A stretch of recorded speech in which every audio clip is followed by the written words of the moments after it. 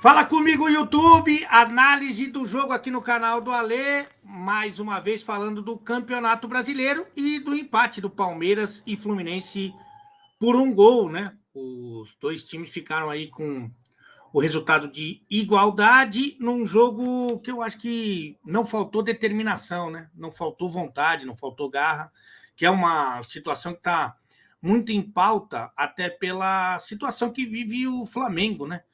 Que envolve também seu treinador, seu ex-treinador, enfim, o nível de empenho, de entrega das equipes, no caso do Palmeiras, que tem um trabalho já de longa data e absolutamente vitorioso com o Abel, ele consegue administrar muito bem o apetite, a fome do seu elenco, porque existe uma competição interna. É claro que em algumas posições isso não acontece na prática, como no caso do Everton, no caso do Gomes, eu acho que também no caso do Danilo, no caso do Dudu, Veiga, são jogadores que estão absolutamente estabelecidos, mas que têm esse senso de profissionalismo muito grande.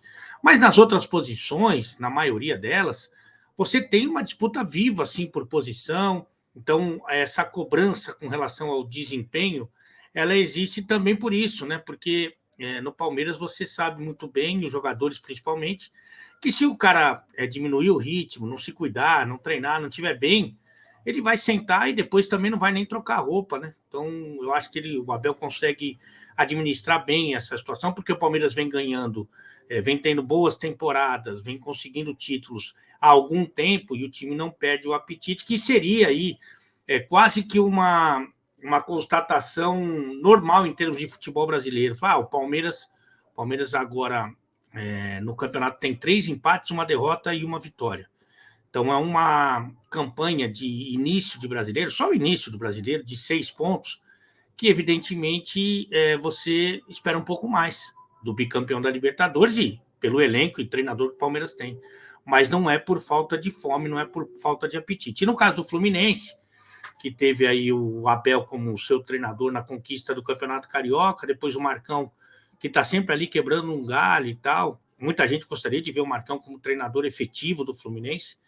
E agora o Fernando Diniz, o time também mostrou um apetite, dando as boas-vindas praticamente, o bom retorno, né, no caso do Diniz, para o novo velho treinador do Flu. Então, acho que foi um jogo realmente de muita entrega, de muita determinação, onde o Palmeiras, evidentemente, ficou mais com a bola.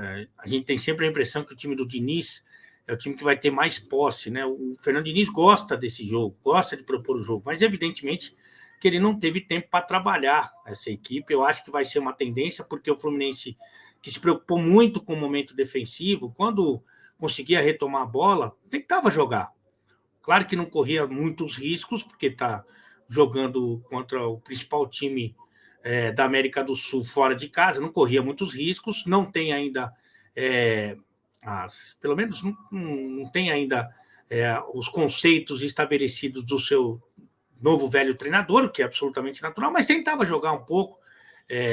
O Fluminense já tem jogadores que têm um pouco dessa vocação, e então acho que é mais ou menos por aí. Isso, inclusive, deu para ver na final do Campeonato Carioca, no segundo jogo, onde o Fluminense administrou a vantagem do primeiro jogo de 2-0 jogando. Claro que no final do jogo tentou segurar o Flamengo, mas tentou jogar. Então já tem essa característica, o treinador falou sobre isso, que foram pelo menos 7 jogadores que ele tentou contratar, dos mais diversos clubes que ele passou. Então acho que vai ser uma tendência do Flu também. Então, nesse aspecto, o jogo foi bem definido. O Palmeiras procurando mais o gol, mas o Fluminense, que marcou muito bem, marcou muito forte, quando tinha a posse, tentava jogar.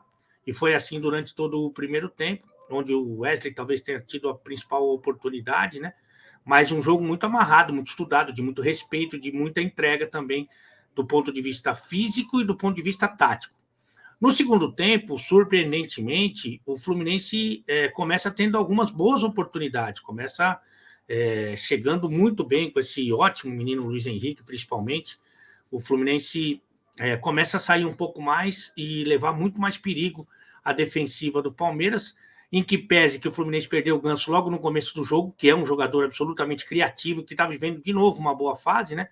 Mas o Fluminense chegou com bastante perigo no início do segundo tempo, O Palmeiras entendeu um pouco mais, o Abel fez ali as suas alterações, entre elas um jogador que é muito talentoso e que viveu o seu melhor momento na carreira no próprio Fluminense, que é o Gustavo Scarpa, e é dele que sai o cruzamento ali para o primeiro gol do jogo, por volta de 27 minutos ali, pouco mais que a metade do segundo período, né? Ele consegue fazer um belíssimo cruzamento, uma bola fechada que desvia no David Braz, e aí habilita o Dudu na segunda trave, o Dudu que fez essa inversão de lado, né?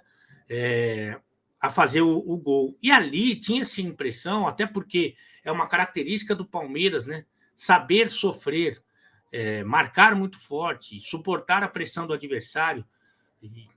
Isso, inclusive, foi muito bem treinado. Eu acho que a pós-graduação, o mestrado do Palmeiras nessa situação foi durante o jogo contra o Chelsea, né, que não tomou gol e acabou levando o jogo para prorrogação, né, ou suportou o empate, melhor dizendo, e acabou levando o jogo para prorrogação. Ali foi a grande aula que o Palmeiras teve de marcação, de entrega, de suportar muito bem no momento defensivo, e me parecia que isso ia acontecer, mas não. O Fluminense mudou o seu time, o Fernando Diniz, que, embora chegando agora, conhece o elenco, né? Botou um time mais ofensivo, inclusive com a presença do próprio Fred, e numa belíssima jogada do Caio Paulista, ele consegue achar sempre o Cano, né? O Cano é impressionante como esse centroavante, ele cheira gol, né? Ou fede gol, como alguns falam.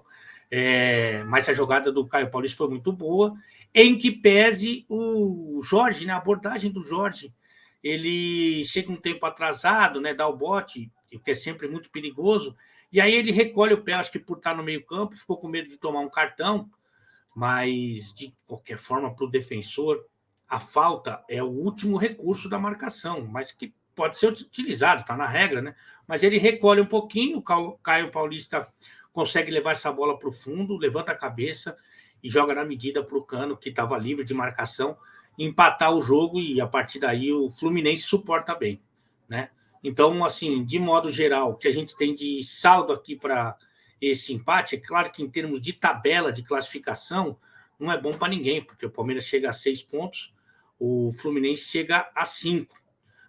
Mas o saldo geral é que o Palmeiras, ele não está dando migué no Campeonato Brasileiro, ele está jogando a vera, inclusive com mais oportunidades, jogando com o time titular no Brasileirão, tem a entrega, mas o jogo ainda não encaixou. Então empatou com o Goiás fora, empatou com o Flamengo fora, que eu considero um bom resultado, e agora empatou com o Fluminense em casa, depois de estrear perdendo para o Ceará, e a única vitória foi contra o Corinthians.